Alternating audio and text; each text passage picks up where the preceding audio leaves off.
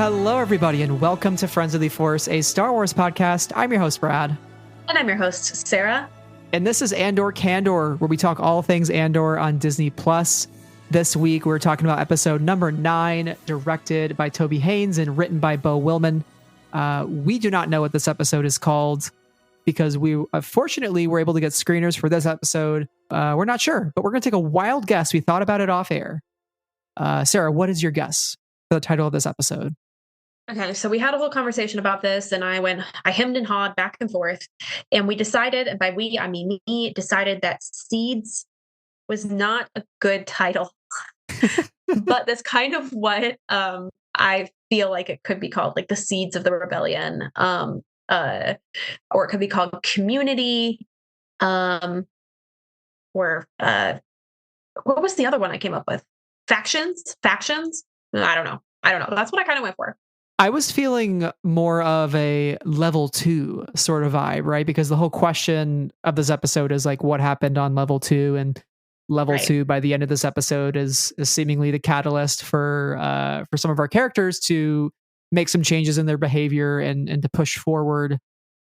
So that's my guess. So welcome to our episode 9 discussion. It is here. Yeah, and we should also just say sorry for our continued audio troubles. Hopefully it doesn't sound too bad. We're working on it.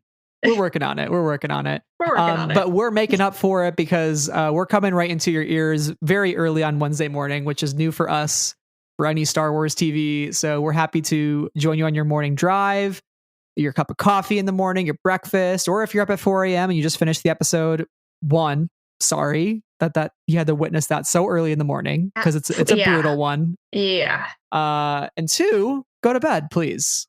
We can commiserate together, dear listener.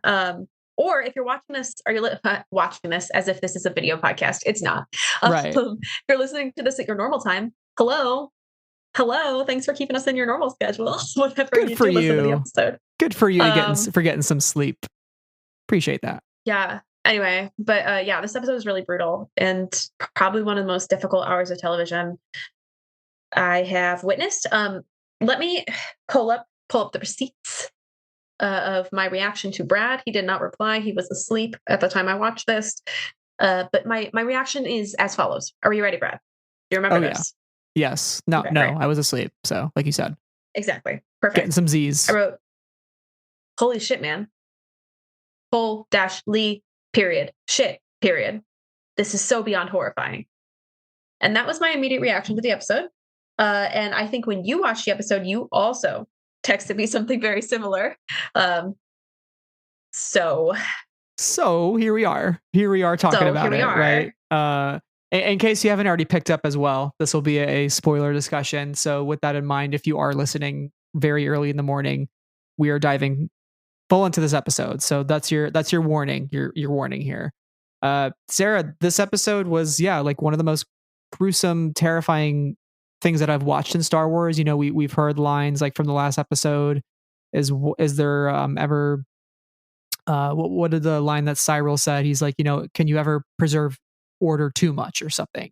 Right? And you're like, oh, it's can one ever be too aggressive in preserving order? Right. So you hear that line and you're like, that's dark. That's chilling, right? And then we get to the end of episode 8 and we see, okay, they did something pretty bad to Pac. We're going to obviously see that now through the eyes of Bix. And within 5 minutes of this episode, we are jumping full into that. And we see the brutality of what happens to her. And then within Cassian's setting, we're seeing what happens to these prisoners and what happened on level 2. Apparently they all got fried. All of them were killed, which is another thing of like the Empire saw 100 men as expendable. Word is spreading. What does that mean for the rest of them, right? So that's sort of the crux of this episode and what Cassian is trying to get through to Kino Loy is like, there is more happening here that you need to be aware of as well. Like, I know your prison sentence is almost up, but like, my guy, I don't think you're getting out of here. Right. And maybe a title for this episode is something like No Escape, because everybody is getting to a point where there's so much crunch happening around them that there is no escape, or there feels like there's no escape. For Bix, after her torture, there's no mental escape from that experience, for Cassian, for Kino, for all the people on that shift and that level, there's no escape because they found out that somebody was released and then immediately put back on a different level. They have no intentions of letting them be in the real world. Their only escape is death, and that's a gruesome, terrifying thing. And you see the consequences of that with Olaf, and Oof. and that's I don't I don't I don't know how to talk about this episode. So forgive us, forgive us if this is not our most thoughtful conversation of the bunch, because there's so much to think about here. But this episode also feels like the middle in a lot of ways because it's not the end of the story. In the past, we've kind of gotten these 3-episode arcs, and it's so clear at the end of this episode that this isn't the end of this story. It's kind of the launching point, right, for the next chapter of it, with how it ends. Which I was surprised by, but also kind of welcome Right. to, right? Because we've had the traditional 3-episode arc so far, and to get now what will seemingly be 4, because we know Toby Haynes directs this 4-episode chunk before Gilroy picks up those last 2 episodes. So that's kind of exciting to see, okay, what does that extra episode do, and how is that going to add to the story and really flesh it out in the way that they intend to do, right? We spend a lot of time here, which I think is appropriate because 3 episodes in, or 2 episodes into the prison so far, this is a very formative experience for Cassian in a lot of the wrong and most worst ways. But I think one that will absolutely transform him. Yeah, I fully agree. Should we kind of take this episode through its timeline of how the episode flows?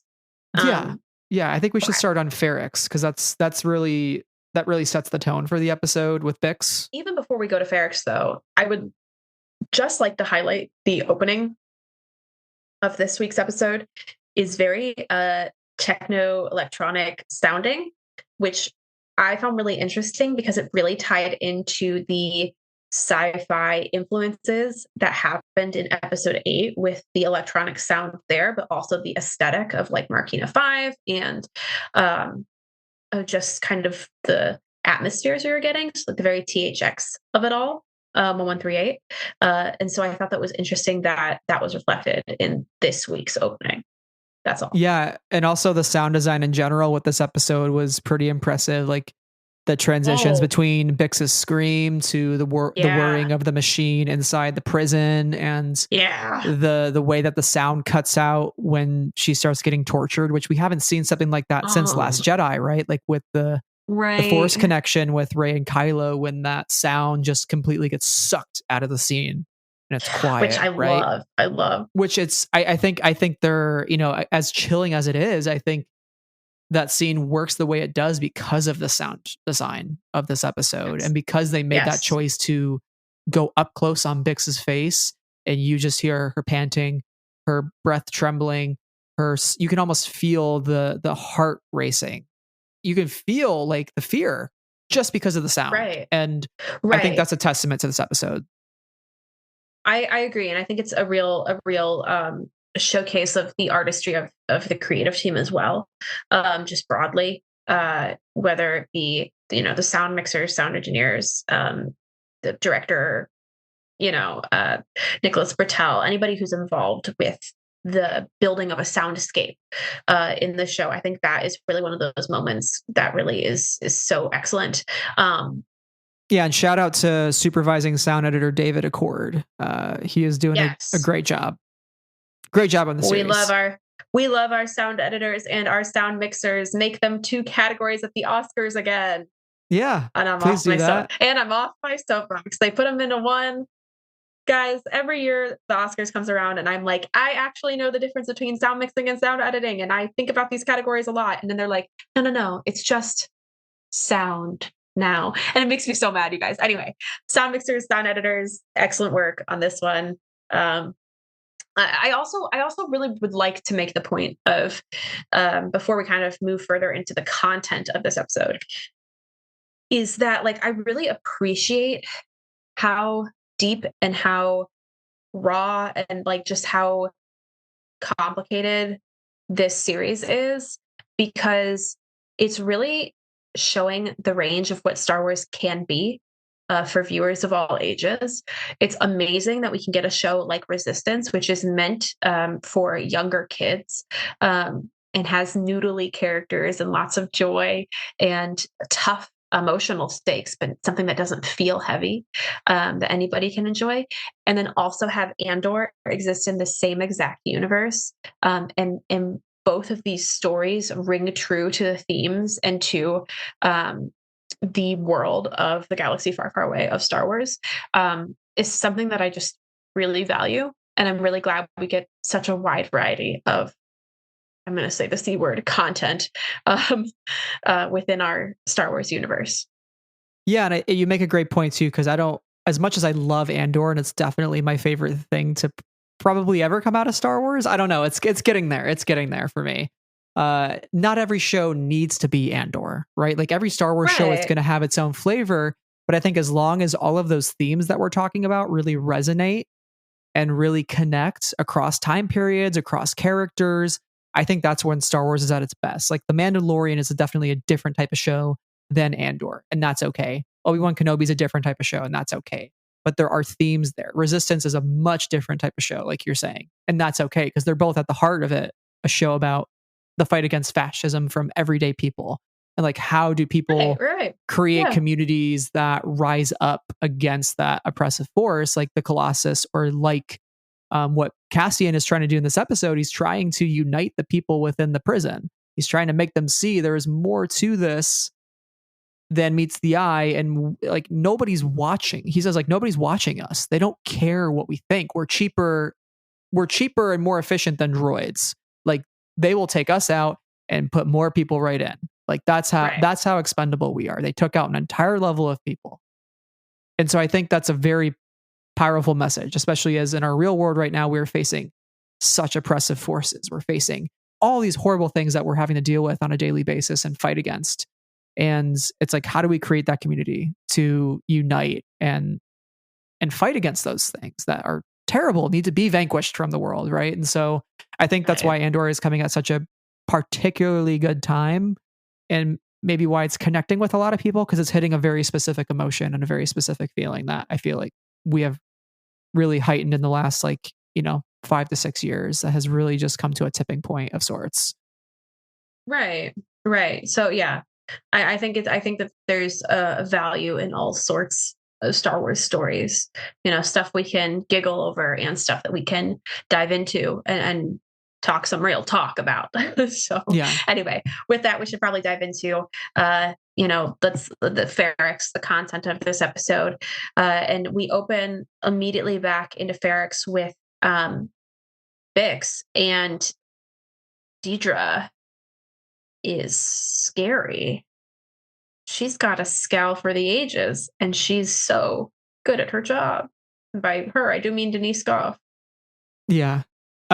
We really have seen Deidre take quite a turn in the series. We were like, oh yeah, girl boss, beat Blevin.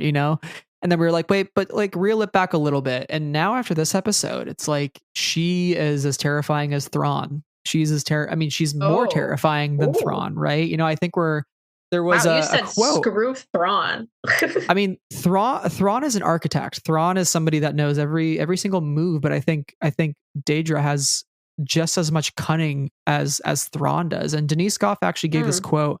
I don't let's know hear the it. source, but she said, Tony wrote the scenes for us to cheer for Deidre, but in the end, you don't do it anymore. She's not just a woman in a men's world, but a fascist in a world of fascists.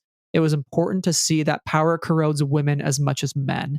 And I really think that's the end of the quote. I really think that we see that in this episode. I think we really see how that power has corroded Deidre, and she is just on a rampage. She is doing by any means necessary, right? We jump into this torture scene in Ferrex. We find out that a couple years ago, Pac was on a separatist meeting at Jandora. He was asked to be a liaison for Ferrex. He was sent this radio, and then they wanted to basically use this woman that he met.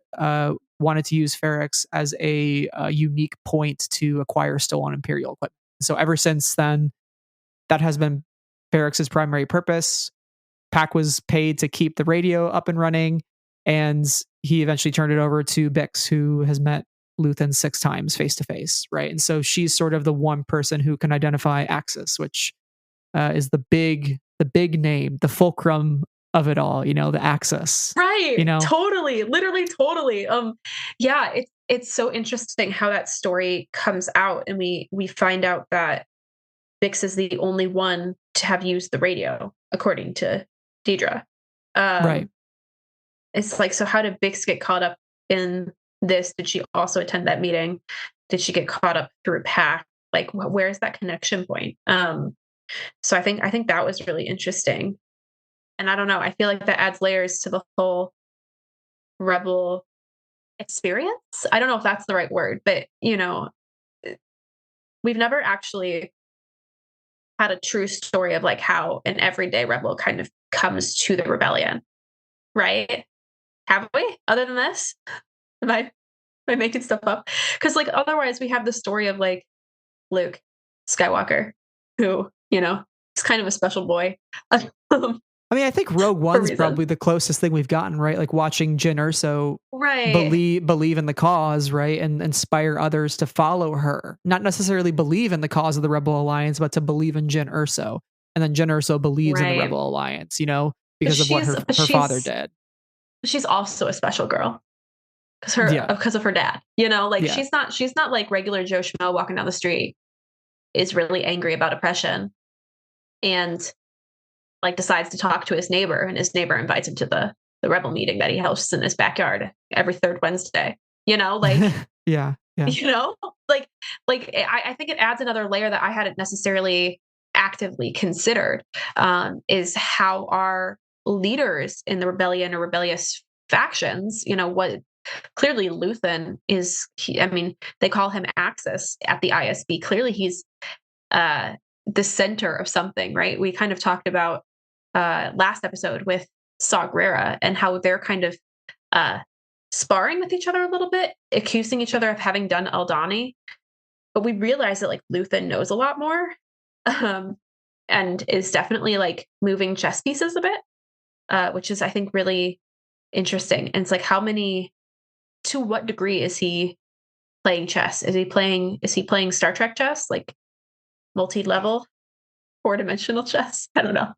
Well, when we think of Luthen's whole MO, right, it's people are going to suffer because of what I'm doing, and it's in the name of the rebellion, right? Like the Empire, he told Saw, the Empire has to come down hard because oppression breeds rebellion. And I can't think of a better example of that phrase than Ferrix. Ferrix was a planet that was not part of the Rebel Alliance. Bix was not part of the Rebel Alliance. Neither was Pac. Pac got paid. Pac took money. Pac is living on Ferrix, trying to make a living for himself and survive. Like, yeah, I'll take an extra paycheck. You want me to keep this radio up? I have no idea what you're using it for, but sure. And so we see the people of Ferrix as bystanders in the situation. They're not at the heart of this whole conspiracy Deidre is trying to unravel. Like Axis Luthen is an enigma. He operates in his own spheres, right? And so now we see, because of what Luthen did on Ferrix with Cassian gets swept up in it. And because Cassian gets swept up in it, everybody around Cassian now gets swept up in it. Bix, Pac, eventually Marva, probably Brasso at some point, right? And so the interesting thing about me too. The interesting thing about all of this is like Deidre is onto something, but she thinks that Bix is like way more part of the Rebel Alliance than she actually is. Bix is just trying to exist, and her boyfriend got killed, and Cassian is a rebel on the run essentially at this point, and she just happens to know the wrong person, right? Right? Like I don't know. There could be more there. Yeah, it's just it seems to be the most heart-aching thing about this is like the people who are suffering because of Luthen's actions and because of what he's doing in the name of the rebellion. And again, oppression breeds rebellion. And I think if we think of that phrase, the oppression of what's happening on Ferrix is going to breed a rebellion there. Those people are going to rise up, and where there was no problem before and where there was no true rebellion, a rebellion is going to spring up because of the Empire's imposition on that planet, Let's take it back to the beginning. Pockets are fomenting. They're creating it. It's like a self-fulfilling prophecy.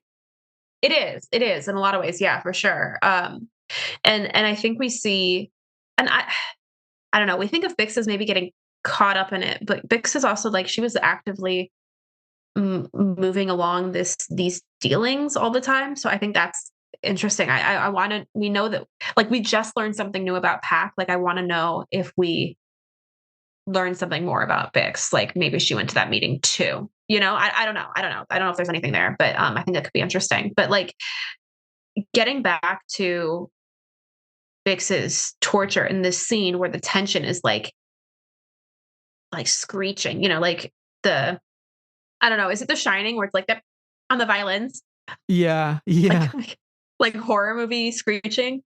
Just like really, really unsettling, like really unsettling feeling when you just let like your skin crawls a little bit. And like that's what this scene right. kind of feels like. It's so deeply uncomfortable and you know that terrible things are about to happen. And then we see what's about to happen.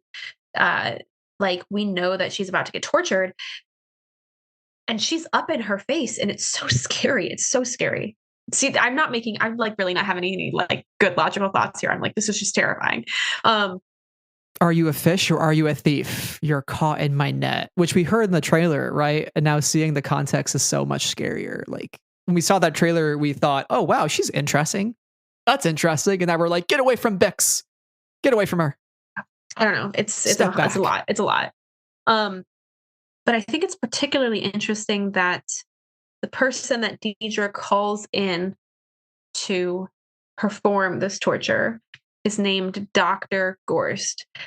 And I say that because it made me think of the Holocaust and how the Nazis would have medical doctors perform experiments, people who were at the concentration camps.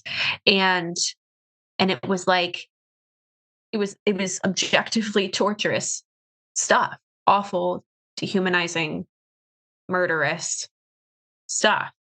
But in many ways, it was said to be done in the name of capital S science, right? Like, so I thought it was interesting that she introduced him as a doctor. I mean that's clearly a very clear choice for the writers to make. Yeah, I think you're totally onto something there. I definitely think it's intentional. Dr. Gorse is the worst. I mean, I just never thought what was about to be inflicted on Bix was as bad as this, right? We learn the Empire went to a planet called Dizon Frey. They installed an Imperial refueling plant there. The sentient species on that planet, called the Dizonites, quote unquote, created a stir. Basically, the Empire genocided the species. They recorded the whole thing as proof.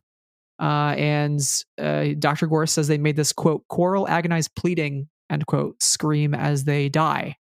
Three of the officers who were there when they were found were beneath the bridge in emotional distress. And that's how they realized that these sounds cause psychological trauma, hearing these sounds. And the Empire not only just used those sounds that they recorded, but they modified them. They layered them, they adjusted them, and they Uh, found a specific section of just the children. And I really can't think of something more gross than that. There's no word, there's like just like no words in the vocabulary that can describe the pain of this and the gravity of this, and to use those screams as a form of psychological torture. The fact too that we don't even hear the screams as the viewer, right? It's just that we silence. I don't think need is to, we don't need to, and I wouldn't you want to, know, because that like gets into like torture porn, and I don't need that in Star Wars. We do not need right. But that. I'm just saying like the way that this scene is built too, like we don't need Yeah, it, and it's a kind of an incredible way to write the scene. But yeah, it's as he's going on in his monologue about like what it sounds like and what it is, I think like my face right now as I'm talking about this is I have a big frowny disgusted face on my face, and it gets more and more horrifying as it goes on. And it's almost like he's excited about it, right? Like he's been waiting Right. to use this. He It's gets so sick. it's It's sick. sick. It is sick. It is sick. And the fact that the repeat sessions are what get people the most, right? She says that's what causes the most harm. And I think the worst thing about it is when we cut back to Bix, Daedra's like, "Okay, shall we begin?" Right? Like that wasn't even the beginning. That was like the appetizer Right. for what they're about to do. Like that's just, Right. hey, this is the pregame, what we're about to do. And Yeah. that is even more terrifying because like what else is going to happen? I also thought from a camera standpoint, there was a very interesting shot choice when Okay. we see Bix screaming and the door shuts and we get like a quick pan down to the floor and then a pan up with somebody walking. It's the exact same shot from A New Hope when the door Oh. shuts on Leia. Oh. Yeah, yeah. When the probe droid's about to go to her, we get the same exact shot on the Death Star of somebody like walking, That is shot for shot. that is really, really an interesting observation because I don't think we evaluate the torture of Leia in the same way that we have just evaluated the torture of Bix, right? Like they don't hit on the same emotional horrifyingness scale, right? Like we just don't think about A New Hope in this way. But that shot choice, that intentional choice, like works in a very subtle way to build a connection point between this and that these are ultimately same sort of thing, even if they're not utilizing the same method. Like this is what's happening to Leia or what's about to happen to Leia is just as scary and just as objectively terrible as what has happened to Bix. Right. And we learn a lot in Princess and Scoundrel that what happened to Leia, we learn a little bit more of the details and the fact that she wanted to like claw her way out of her skin and that is an experience that has sat with her for Right. quite some time Hmm. and that she has not gotten over by the time of Return of the Jedi. It still sits with her. Like the idea of Darth Vader being her father pisses her off because of what he did, what him and Tarkin did to her.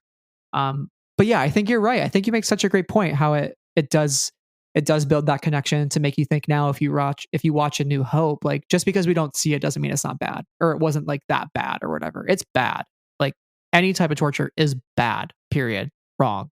Well, I think because the scope of the story, like the story is a little bit different, and how it is presenting its themes is a little bit different. Like this is like Andor is not a show of the archetypal good and evil, whereas Star Wars: A New Hope is a story of archetypal good and evil. Again, this is where the layering, like the layers of the ways that we can dive into these themes, I think is so interesting and so valuable because this is not, the story of Andor is not the story of A New Hope in terms of how it is telling the story, even if ultimately the goal is to take down literally the same enemy.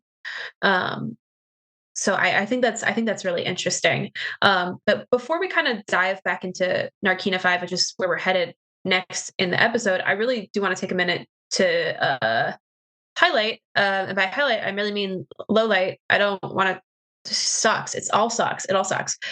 Um, the brutality of the everyday people. In the last episode, we talked a little bit about the prison guards and how you know quote unquote everyday ordinary people get brought into the fascist system and ultimately become enactors of the impression just as much as the people who are handing down the rules do, even if they're just clocking in and clocking out every day. And in this episode, we see someone who, like the guy who I think is a combination of a young David Byrne plus a young Sting, um, who is the one who shocks them kind of in the earlier episode Right. initially when they come in. There's this character, and I don't know if we have a name for him, but I don't think it's Gorse though. But Deidre's talking to him, and he's like, or Deidre's like, what do we do with Pac? And he goes, I think we should hang him. And I think that is so alarming, but it also kind of goes into the conversation we had last week about othering of people who don't follow the societal rules, whether or not they be just. Uh, and and I thought it was just very jarring to hear that phrase in the Star War, right? And I was like, oh, this brutality, this like true belief in what they're doing extends to many of the everyday, quote unquote everyday. I mean, ultimately they are enactors of oppression and like part of the fascist system, right? But like these people believe as strongly in the cruelty and the brutality as Palpatine or Vader or, Thrawn or whoever. And the fact that Deidre is also like, yeah, do it. Go for it. Yeah. Right? Ugh. I mean, Pac is a character we've known since episode 1. He has a son. Right? And so I think about that. Clem. Has anybody been hung on Rick's Road since Clem? Is Pac going to be the first? Probably though. The answer is probably.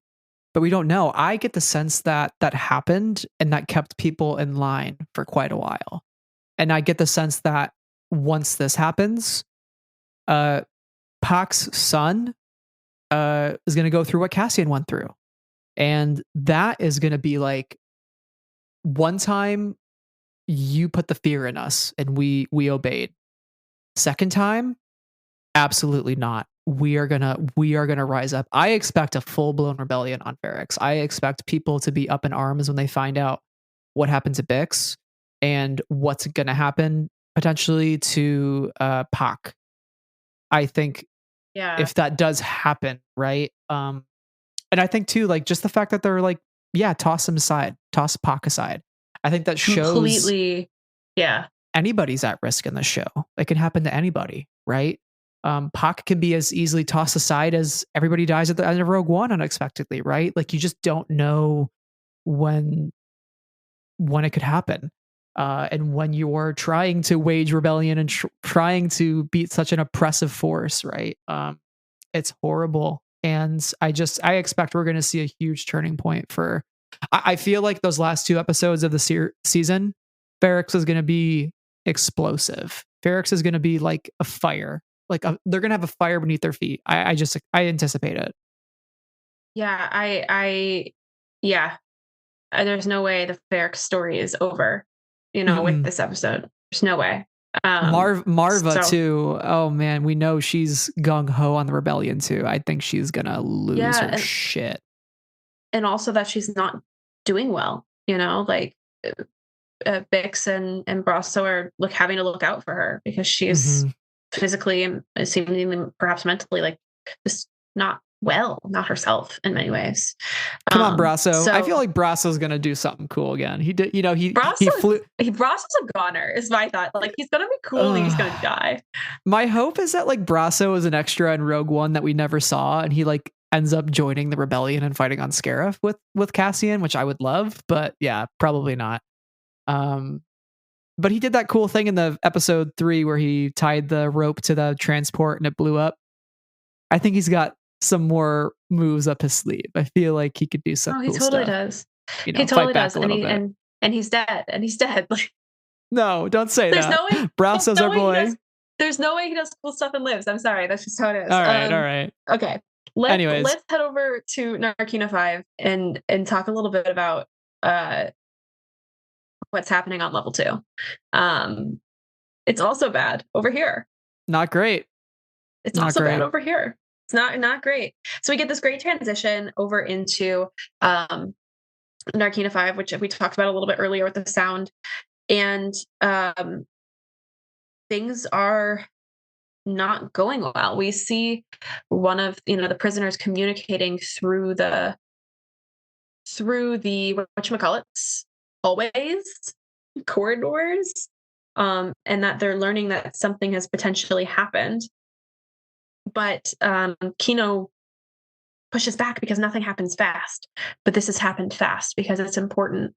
And it is so freaky, I think, for them to learn that, or for them to feel unsettled, or them to feel like they don't have all the information, because I think in a lot of ways, like their world is contained around them, right? Like like they're the day shift. They work for however long the day shift works. Then they switch out with the night shift. I imagine that they have the same bunks that the night shift sleeps in during the day and the day shift sleeps in during the night.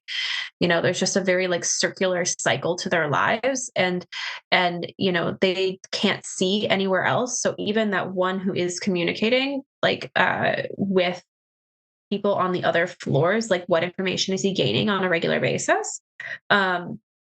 And I think this whole situation with the uncertainty around level 2 like really blows their world open in a way that's, I think, really scary for them because they can only see so far. If that makes sense. Yeah, whereas the people they're communicating with can see level 2. Like, what did they see? Did they see everybody on level 2 get zapped and literally die? Like that's why the guy's so frantically signing across the way. He's like, we just watched everybody die. And so they're saying everybody on level 2 is gone.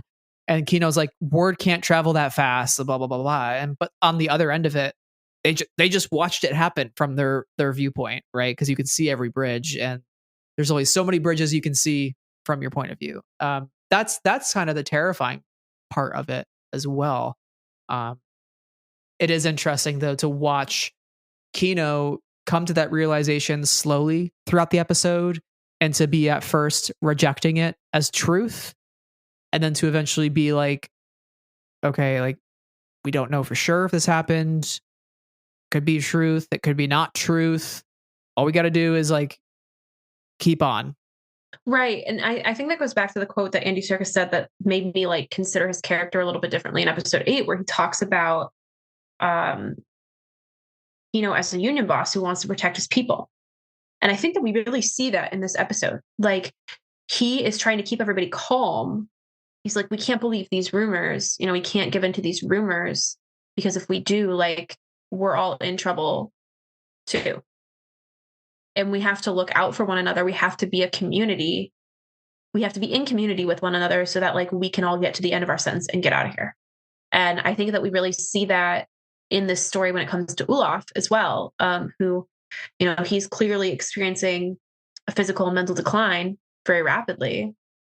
Here, he, an older man at the end of his life, and the pressures of work are just too much for him. Like he's been worked to death essentially, and even though he's deteriorating, he's clearly not remembering things in the same way that he used to. His community, his table is looking out for him. They're saying, yes, we just did this. We're going to work on this now. And he's like, oh, okay. And they recognize that he's so close to getting out of there that they just, they know that they have to prop him up for as long as he can so he can go see the sun again. And ultimately what happens to him is so heartbreaking, and you can see the way that it really affects both Cassian and Kino, when the doctor, who is also another prisoner, who is not wearing shoes, which is interesting. Very interesting. Comes in, because what help can he provide at all, right? Like maybe he does care, but he can't care because he has no tools to do anything else. Anyway, when the doctor comes in, the fact that the doctor does have no shoes and he is just a prisoner like the rest of them, I find interesting, and it speaks to my point last week where I don't think the folks in charge are people with specialized skills who are high-ranking Imperials. Again, the people running this place are run-of-the-mill Joe Schmoes who got roped into this fascist machine off the street, basically, and they're just running the place, and they got to literally turn to the prisoners to be their own doctors because they don't know how to function it themselves. Just find that interesting. Don't know how to function it themselves, but also don't have the interest in functioning it themselves because, as you said earlier, there's like this idea that the people are so expendable. They cost less than droids, right, or whatever. So I think like that's interesting too, because the only tool that they give him is essentially state-sponsored murder. It's pretty much like a euthanasia drug and is like toodaloo, lights out. I can't believe you watched that happen in Star Wars. It was quick, but it was hard to watch. It was very hard to watch. But like he opens up that briefcase and that syringe is literally the only thing in there. And he's like, I don't have any tools. Like, this is it. This is all I have. He had a stroke. He's done. And he doesn't want to know the name of Olaf. He just wants to. This is just the routine for him. He comes in, he does this, he leaves. He doesn't need to know the details. And Kino's like, he has like 2 shifts left. Can you have some sympathy? And he's like, listen, in a week you're going to be begging for what he's getting at the rate we're going, which was terrifying to put it in that perspective, right? But I appreciate the doctor's candidness and openness once he gets that guard out of the hallway to tell Kino what really happened on level 2, because Kino obviously respects this person enough to believe his word. And I don't know about you, but when Cassian, throughout the episode, he keeps asking how many guards are there on level or on each level. At the end of this episode, he asks again, and they have their hands up and they're walking down the hall, and Andy Serkis says no more than 12. And the episode ends. Right. And I'm like, I don't know about you, but I was fist pumping the air. I was like, let's go, Kino. Kino's in. Let's do this. We're doing this. Yeah, I think the death of Olaf was 100% the radicalization point for Kino. Right. Because we talk about him wanting to protect his community and wanting to just kind of follow the day to day, because like that's his self-preservation technique. I think he realizes with Olaf that like the people are the only thing that he has are his men around him, and the only thing that his men around him have are each other, and like they have to do something, because there's no way, 1, that they're getting out, or 2, that anybody cares. So I think like we with how long that scene goes on, you can definitely tell that it's like the key radicalization moment for Kino, which is what kind of sets them on the path, I think, at the end of this episode. And I think that's a really meaningful moment to see, as difficult as the moment itself actually is. Yeah. And I just have to once again compliment Andy Serkis on his stellar performance in this episode. I am in awe of his on-screen dominance, for lack of a better word. Like, he just has such a dominating presence as this character on screen that I really admire and find so energetic. Like, my eyes just go to him, because he's just going to deliver whatever lines with such authority. When are we starting the Andy Serkis podcast series on here on Friends of the Force? Friends of the Andy. If you will give me an opportunity to talk about mocap and Planet of the Apes and Gollum, like I will go off. Listen, we could do it. Let's watch the entire Andy Serkis filmography and we'll do a podcast series about it. Let's do it. Are we including his directorial works? Sure thing. Points don't matter here. Like a mixed reception, but okay, so maybe not. Oh no, actually, I thought it was pretty good. It was a historical drama. Okay. But anyways, yeah, no, I think he is like one of the best actors of all time. I think the way that he revolutionized mocap and his performances and the commitment that he gave to that, but also the fact that, like you said, he is such a dominant actor when you see his face and the way that he emotes and the way that he puts his body into things, which is why he's such a good mocap actor. When you take the mocap out of it, you're just left with brilliance. And we're really seeing that. And I'm so happy that he kind of takes his turn at the end of the episode, because I wanted him to be a good guy from the get-go. I'm like, don't be just the asshole shift manager, this whole thing, right? And clearly he's bought into Cassian and he wants to fight for Olaf. And he, like you said, he wants to fight for his community that he's built, because as much as they're all prisoners and he is in charge of them and he is almost out of there, like he's like, enough is enough. I'm here for my people more so than I am for myself to get out soon. Because I am not getting out, right? We know that somebody from level 4 ended up on level 2. And that's when they all found out that happened. That's why they fried the whole place. And if the rest of the prison finds that out, what are they going to do? What, are they just going to fry the whole place and then replace the whole complex, And then there's also 6 other units on Narkina 5, right? Like there was like 6 of those things from the aerial view when we flew in. So there's like all these other places that might not even know either.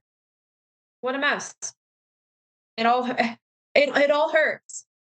Well, speaking of more messes, let's jump over to Coruscant, because there's some more mess happening over there as well. Between Mothma. Oh yeah, like how Vel is Mothma's cousin. Yeah, can we talk about that? Were you expecting that at all? No. I was convinced she was No. Luthen's daughter, and let me tell you, I'm actually much happier with how this turned out because getting the moment with them two in the hallway, having a heart to heart, like between just like You took a vow.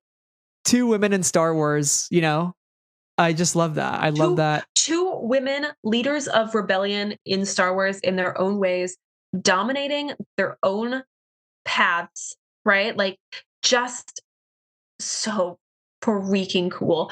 But like the layers to this, the fact that they're cousins and that they both okay, just like clock this phrase. You took a vow. A vow. A vow. This is not just a choice that they made. There's something bigger happening here. You took a vow to the rebellion.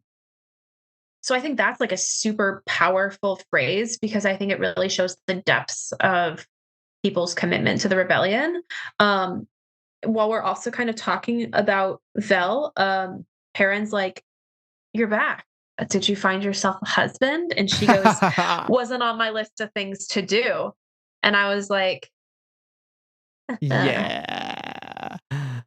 And she says all the good ones are taken, and like Mothma gives her kind of a smile, you know, because I know Vela saying the good ones tongue in cheek, like all the men on Chandrila kind of suck. And like parent, and then Mothma's like, yeah, parent kind of sucks. And she kind of smiles, but also the fact that she's smiling because she knows her cousin's gay. And I love that. right. Mothma said gay rights. Muffin cigarettes. But just this comeback, so casually spoken, so confidently spoken. Gonna have my emotional moment about it. Having my emotional moment about it, guys. um, it really hit for me. It is such a again, the way it was so confidently and casually spoken, both as an inside tongue-in-cheek thing, but also just as a truth to a heteronormative society, to a heteronormative tradition, Yeah. really hit for me. Thank you. Stepping off the soapbox now. That's all I have to say.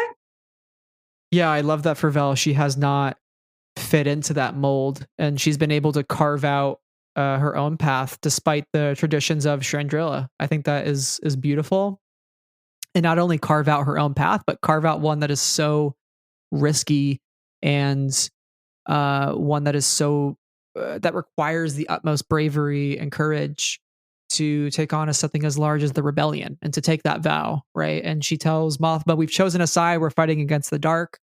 We're making something of our lives." And they hug. And I don't know about you, but that hug between Vel and Mothma is like just you and I talk. We love hugging. You and I want more hugging in Star Wars. Like we have talked about this multiple times. Like the Why Doza are we hug. hugging more?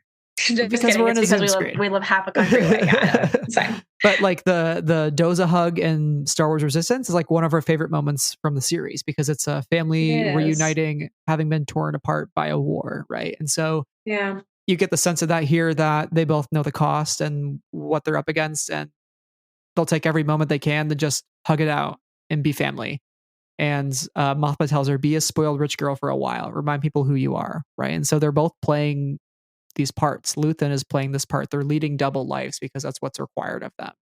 And Mhm. I just find it so interesting that when Vel leaves, we get this pan out shot from behind Mothma, and Mothma is just there alone, centered in the frame in the hallway, looking down. And you can sense the Mm. loneliness of Mothma and like what this is doing to her mentally to lead this double life, and how she has to be somebody who is kind of viewed as fighting for the best of the empire or for the empire to be the best version of itself when really she's trying to tear the whole thing down. But her reputation is like, oh, I'm supportive of the empire, but just not some of the things the empire does. Like reel it back, empire.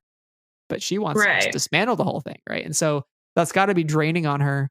Likewise, you know, the whole conversation with Luthen last episode with Clea, she says you're slipping, and I think they all are kind of slipping in their own ways. They're getting to a point where it's going to get loud, and enough is enough with a double life. So let's embrace the rebellion full on.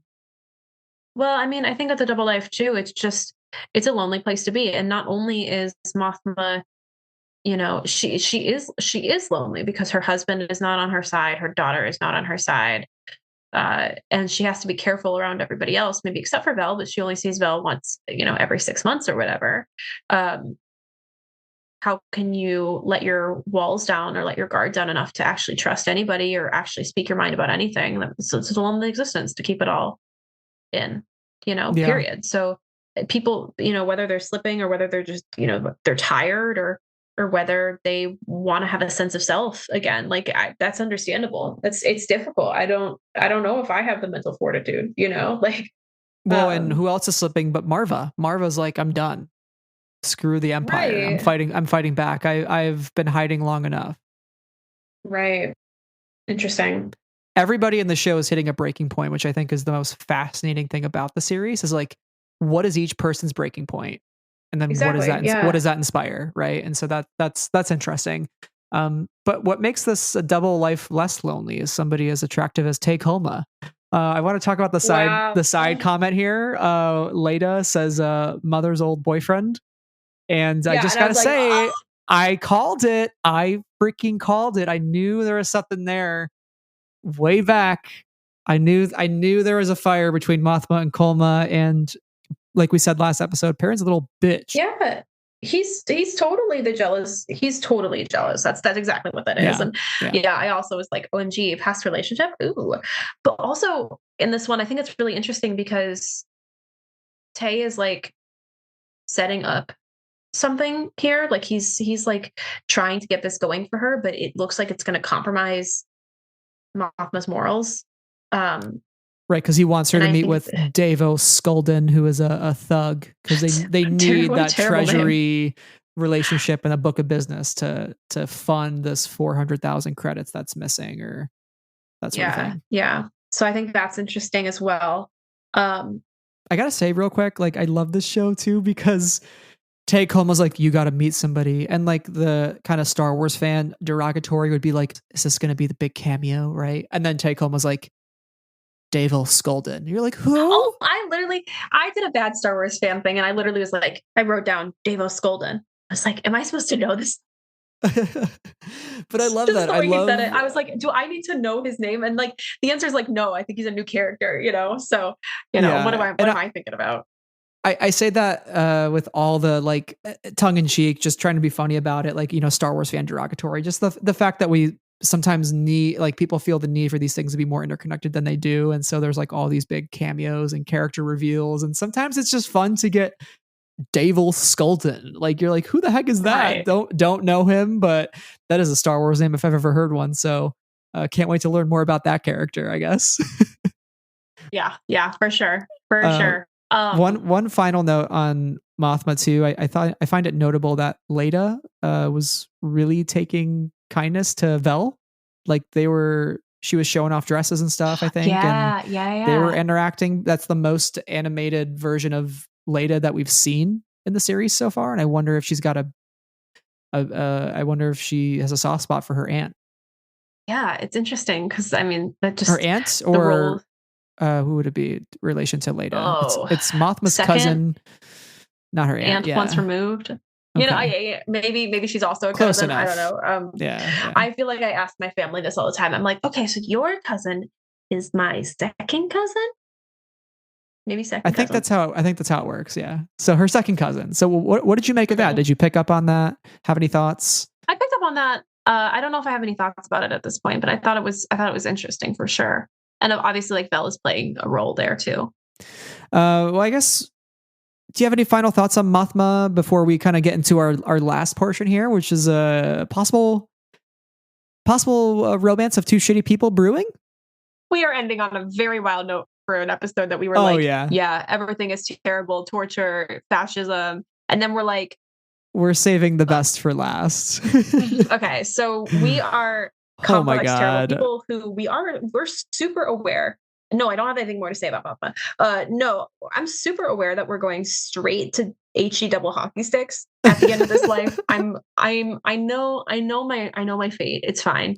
Oh my gosh. But Cyril and Daedra? Yeah, so let's set up the scene. Let's set up the scene by let me just start with with my notes. Let me pull up the notes. In my notes, I have written, in all caps, Cyril Karn, you pathetic man who I love. So I recognize that I am not a good person. And I also wrote, actually, you give us the context, and then I'll read this note for you. Yeah. So Cyril is hanging out outside the ISB building. Apparently not the first time. Because Deidre comes by and he says, sometimes I come here and hope I'll see you. And you're like, oh God. And she's like, are you stalking me? And now here they are having this very public interaction. Like, people are walking by, they're minding their own business, but you got an ISB officer talking to this pathetic man in his coat waiting outside for her, right? And she's like, I'm an ISB officer. Just completely eyes glossed over by this woman. Like, he is just, he thinks that she has something to do with his promotion, and she's just like, we just gave you a bill of clean health, basically, right? And so he sees this as this like giant gesture of like good faith, and the fact that she sees through the muck of it all, and she sees the true heart and the true threat of this rebel alliance and of Cassian Andor, right? And can I give Cyril's quote here? His full soliloquy? Okay. Please. He says, I thought I had ruined my life. I thought I was done. After meeting you and discovering you understood how dangerous Cassian Andor was, just being in your presence, I've realized that life is worth living. I realized that if nothing else, there was justice and beauty in the galaxy. And if I just kept going, perhaps my deranged belief that there was something better fated for me in the future was a dream worth clinging to. And at this point, she tries to walk away. Cyril grabs her arm and she gives him the eyes. She looks him up, she looks him down, and she looks all the way up his arm, back at his head. And she goes, I could have you arrested. And he says, I want what you want. I sense it. I'm like, what is happening? When he grabbed the arm and she did the look, I yelped out loud. I was like, what is going on right now with these two? I did not expect this. This is so out in the open. This is him professing his love for her because of her need for law and order and his belief that she sees Cassian Andor as a threat. Nobody else has seen Cassian as a threat as much as she has. Like, he's in love. It's pathetic. It is pathetic. So pathetic. And I wrote, they're touching and she's threatening to arrest him. And he's like, we want the same thing. What mess. I love it. She threatens to put him in a cage in the Outer Rim. Oh man, what is going on here? This relationship between two objectively awful, terrible people who are terrible is so juicy. But great actors, which is why I'm so intrigued by this dynamic. I love them. And I think that they're so good together, these two actors. But these characters they're so interesting because in many ways they do want the same thing. But Deidre can get past the Cassian Andor of it all. She has bigger goals. She has bigger ambitions. And Cyril is completely blinded by Cassian. Cassian is the specific man who has wronged him. And that's who he needs to take down. And so that's what's really interesting in that regard is like, he can't see past that. And that's what we see in the speech you just talked about, because it's such this fanaticism, right? It's such an obsessive sense to it. It's a confession of weird love, but it's obsession, like it is specifically like, I can't stop thinking about this. This is the only thing that matters to me. He literally says, like, you made my life worth living. Like, being here in your presence, I realized that life is worth living. Like, it is obsessive for sure. Like, I think too, like, there's the idea of like, he is picking up on what he thinks are signals that are not signals too, right? Like, there's an element of this that is like, I know you have a thing for me, maybe because we both want the same thing. When he is doing a lot of projecting in this conversation, right? Because like you said, she's got bigger fish, he's got Cassian Andor, right? And to him, he's just like, oh no, she wants Cassian, I want Cassian, we both want Cassian, therefore she is a beautiful person, and I also get the sense that maybe she's into me somehow. that's the obsession there. Do you kind of pick that up? Do you feel like this is giving off of like, hey, I know you were flirting with me vibes? It's like, no, I wasn't. I'm literally just trying to do my job, and like you're reading too much into it. No. In one way, no. But as you just phrased it, yes. Because I'm a woman. And like I've seen a man get a rejection before and then decide to be like, actually, you are a terrible person, and then swears at, that woman, right? Like, so there's this sense of he seems a bit entitled to her presence, but to me, like it really seems like he is stuck in the fanaticism of them both agreeing upon the threat of Cassian Andor. Yes. And she is the agent by which that can happen, or like that takedown can happen. So I don't know if I necessarily like believe that he's coming at it from a romantic obsessive standpoint. But as a fan and as an objectively capital O, capital T, or nope. Yeah, capital O, capital T, objectively terrible, capital P person. I'm kind of like, I don't believe it's as much as the romantic side as, like you said, the fanaticism of Cassian and him seeing that within her. But she is definitely taken aback. Like she goes to her meeting room, she sees her guy, and he's like, "Are you going to be at the meeting?" She's like, "Yes, no, wait, no, I'll be remote." Like she's clearly very frazzled by that interaction, and she's kind of off her game when the guy talks to her, And so she takes that deep breath once he leaves the room, and I wonder how that's going to play out. That's a good point. Yeah, so it's very interesting, but I do want to make note too when we get him in his mother's apartment before, and she is like, "Oh, like you trimmed your hair, something I should know," right? It was giving off of like, you're right. Is there a new girl I should know about? So that like, was kind are of you going on a date.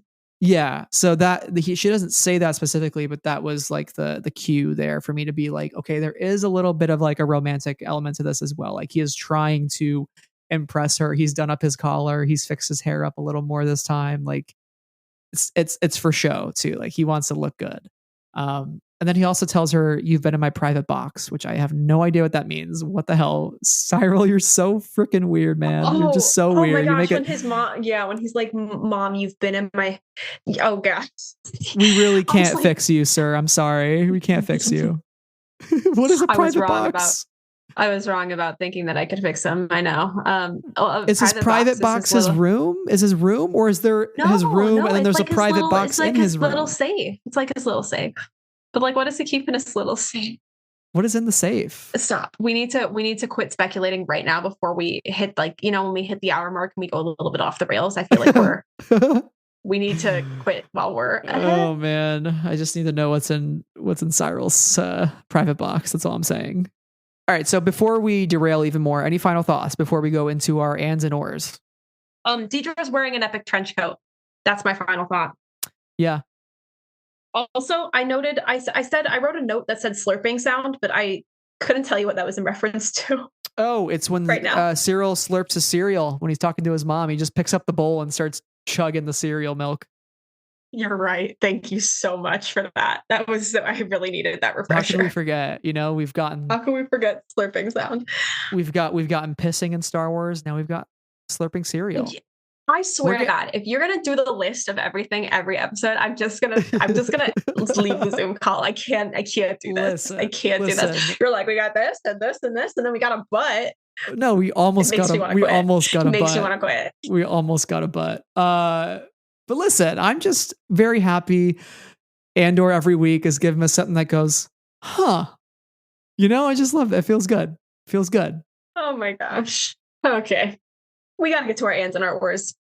Our ands and our ors. Our segment and or is where we talk about the things that we liked, the ands, and the ors is a scenario in which we have to choose one or the other. So what are your ands this week, Sarah? My ands are sound design and revelations. I know that's very broad, but I think this episode is all about revelations and how bad things really are. And I think that I'm very impressed by that and how the show is talking about it. I love that. My and one thing I loved about this episode, and it's just because of how unexpected it was. So first off, I loved Vel Vel and Mon Mothma's relationship and getting to see again these two women who are fighting such a huge fight get to just have a moment with each other. Happy to see cousins in Star Wars. Have we really seen cousins before? I don't know. Feels good. Feels organic. Does anybody have an extended family in Star Wars? That's the thing. I don't think we know, right? So I don't know. Glad we have that confirmation of Vel being a rich girl running away from her rich family. So I love that. And I love the detail when they're in the ISB room and they're trying to connect the pieces with Andor. And what the guy who Dedra works with goes, Andor was shaved. He was shaven. Nah. I was like, no freaking way that's going to be. Because we asked in our Andor. Remember us? And earlier in the season, we said beard or no beard, right? And so. Beard or no beard. I just thought it was wild and interesting that the beard is coming back into play and that the connection for Andor to Aldhani is literally just the fact that he shaved his beard for the mission. Because the Imperials there say that all of the rebels who were there were shaven. And they matched the description to Cassian's mugshot, essentially. So I thought that was really fascinating. I did not think that was going to be that crucial of a detail, but it was. So totally. Shout out to that connectivity and that through line. Indeed. We have some ores. Do we have any ores? Do you have an ore? I have an ore if you have an ore. Or if you don't have an ore either. Yet. So you just go for your ore and we'll see if I can conjure one. Okay, going back to Cyril and Dedra. Will they or won't they? Make of that what you will. Make of that what you will. Okay. I don't know if I have an answer to that. I'll just go with will they. They will. Just for fun. Okay. I think so too. I think when you talk about, you've been talking a lot about how Cyril is going to Javert himself. Is he going to Javert himself Romeo and Juliet style? Like they both fall and they die holding hands in an unspectacular death? Spicy. You know? They're both horrible people and I hope they fail, but also I want to be there for the fall. You know what I mean? Right. So that's where I'm at. My ore for you is double life Mon Mothma or double life Vel. If you had to be living a double life, would you prefer to find yourself in Mon Mothma's place or in Vel's place? You asked a silly question. I am asking a tough one. Well, first off, Vel is in a very loving relationship. Mon Mothma is not. So that's a point for Vel. Vel got to do the little rappel thing down the waterfall, which is great.